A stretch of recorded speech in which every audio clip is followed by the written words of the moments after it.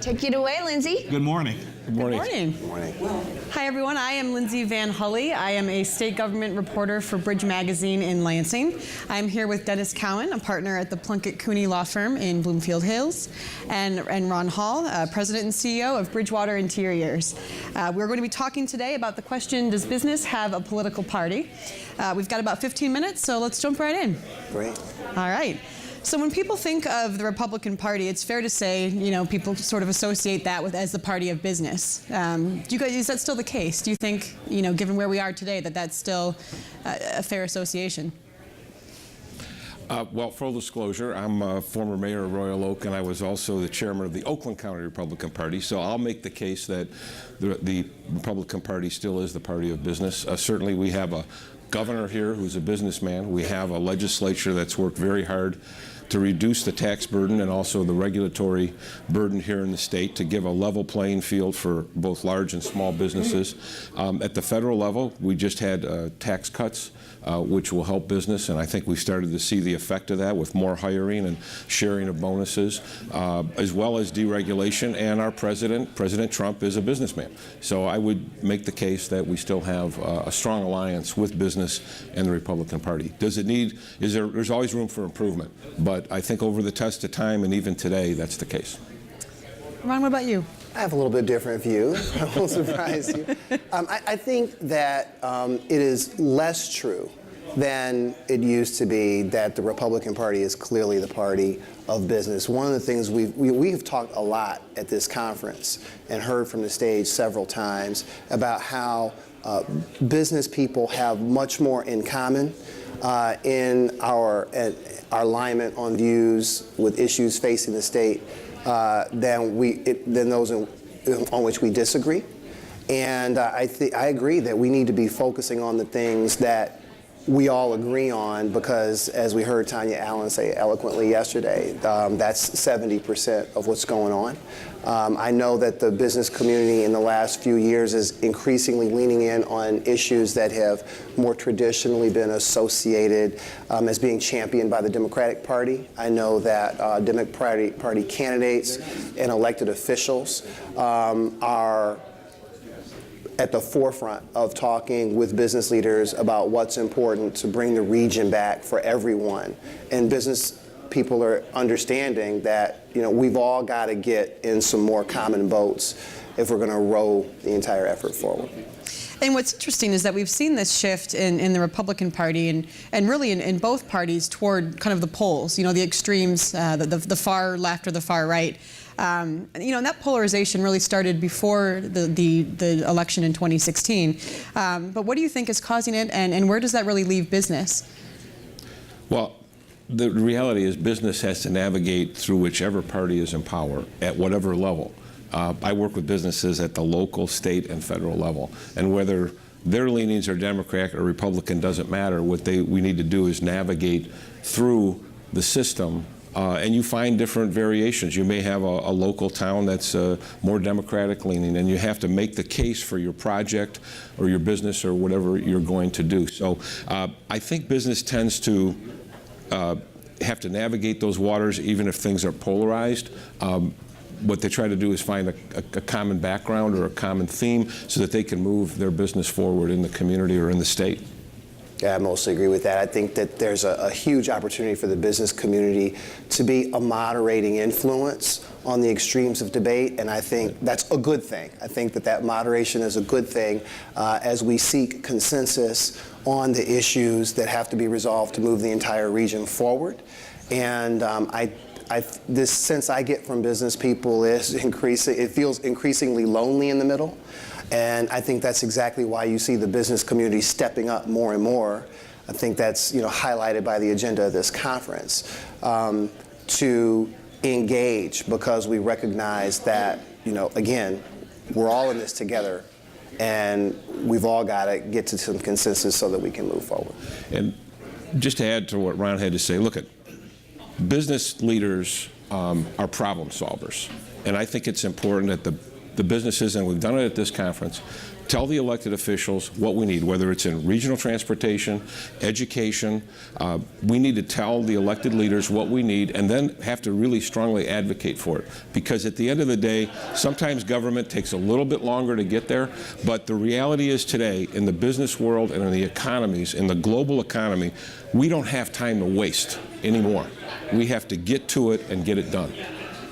Well, and it's often, sort of seen that, that there's that tension almost between how fast, the speed of business and the speed of government, that sometimes, business and technology move faster than government and policy can keep up. When we think about what business wants today, there's always kind of the standard argument, tax policy, regulatory policy. But, we've heard a lot this week at the conference about, the need for education reform, the need for talent initiatives, the need for transit that can connect our regions.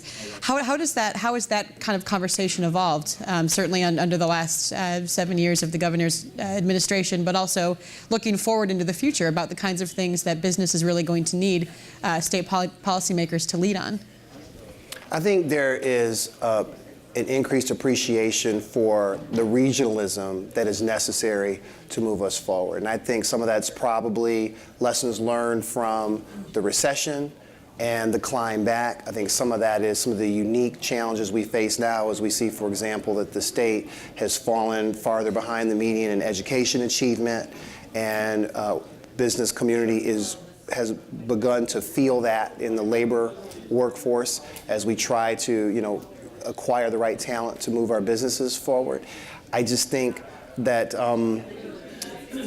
that's the name of the game. I just keep coming back to we've all got to get in the boat, work on the issues that we know exist together, and press. And I think, to your point, Dennis, that business leaders are good at that, solving those kinds of problems and helping elected leaders understand that, we understand that you have a lot going on that might not be directly on the business agenda, but indirectly it all matters, and you've got to be able to prioritize the core issues that are necessary to move the region forward.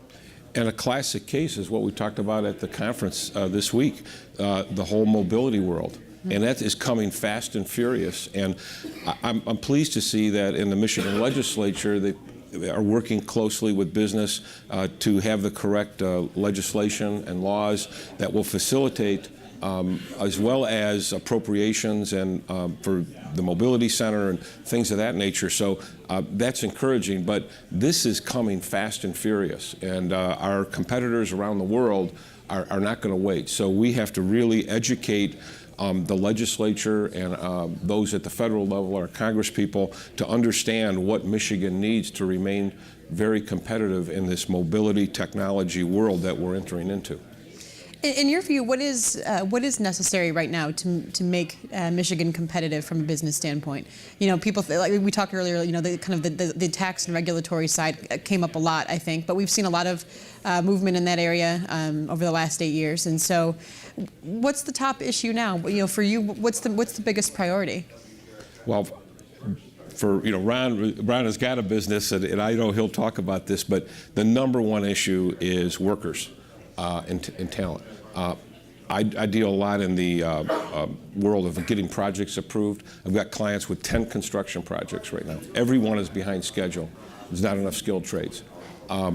Whether it's in the factory or out in the construction trades, we need talented workers. So that is the number one, I think, issue for business right now. I agree with that, and I would also say, probably second would be consistency from local and state levels of government. One thing that businesses hate is unpredictability.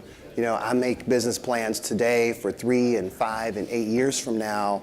I need to have a sense for what I can count on in terms of what infrastructure improvements are coming, what's going to be changing, if anything, with the tax and regulatory structure, and so on. And so I think that the more we have elected officials on the same page with business firms and job creators in terms of, again, what the priorities are. These are the things we're going to try to fund. These are the things that are going to have to wait. These are the tough choices we're going to make. Even if we don't have all of the details on some of that planning. I think that directionally, it's very comforting for the business community. You talk about wanting to attract investment, get more companies to come, being able to retain companies. That kind of tone is very important. And just to add, the infrastructure of the state. I hate to bring up the sore topic of roads, but we move our products. We're a product-driven state, and we move our products on the road and the raw materials, as well as the boats that go here through the under Mackinac Bridge. But so that is a really key issue, and we've got to get about solving that problem also for business.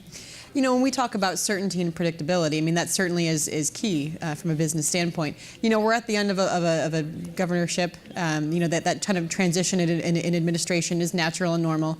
But as you're looking at the governor's race, you know, this year in particular, and you know, the change in the legislature as well, when you look, thinking about it through that certainty, that predictability lens, what do you look for, I guess, in candidates or in a party that, you know, to make the case now to these candidates about the kinds of things that are really important to you, to ensure that kind of transition goes seamlessly so that there's not that upheaval and uncertainty about, you know, how things are going to be?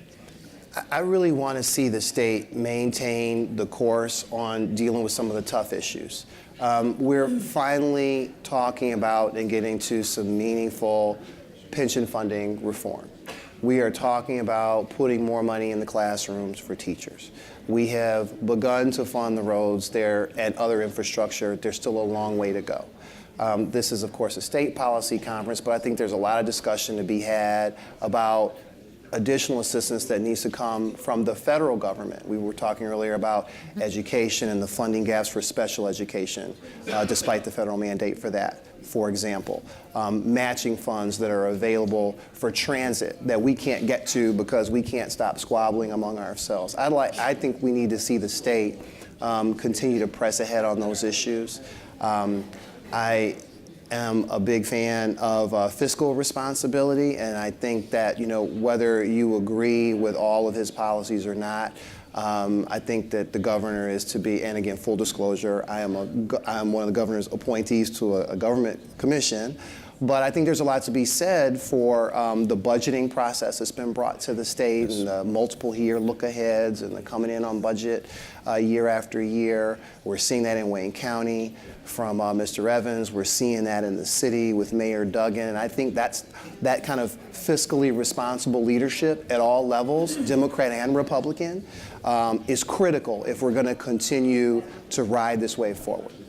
I agree 100%. Governor Schneider did the job he was asked to do by the voters in Michigan. He laid out what he was going to do. He moved forward. He got it done with the legislature, working hand in hand. And I think that's really important. We need to have the next governor, whoever it is, needs to have a good working relationship with the legislature. We could have a split. You know, we could have Democrats in charge of one house or the other, and we don't know what party the new governor is going to be from. But the point is, Governor Schneider has set the stage. The next governor has to continue the improvement for the benefit of business and citizens here in the state of Michigan. Well, we've got to wrap up soon, but I did want to follow up. You know, in the beginning, you know, Dennis, you had said, you know, the Republican Party is still the party of business. You know, Ron, you had said a lot of the things that business leaders are kind of clamoring for now often are in line with some of the Democratic priorities. You know, in your view, kind of last question, you know, is there one party right now that you think is really receptive to the needs of business more than the other? Well, I'd make the case not only is the Republican Party more receptive to business, but I think they're more receptive to the workers. If you look today in Michigan, what we have is we can't fill the jobs we have. Wages are going up, and the jobs are increasing, so that's all very positive. So I think that because of the working with business, I think we've seen now that it's created by decreasing taxes, decreasing regulation, it does create jobs. Let's be about issues instead of political parties. That's what I'd say. All right. Thank you very much, and thanks very much. Thank you. All right, very good.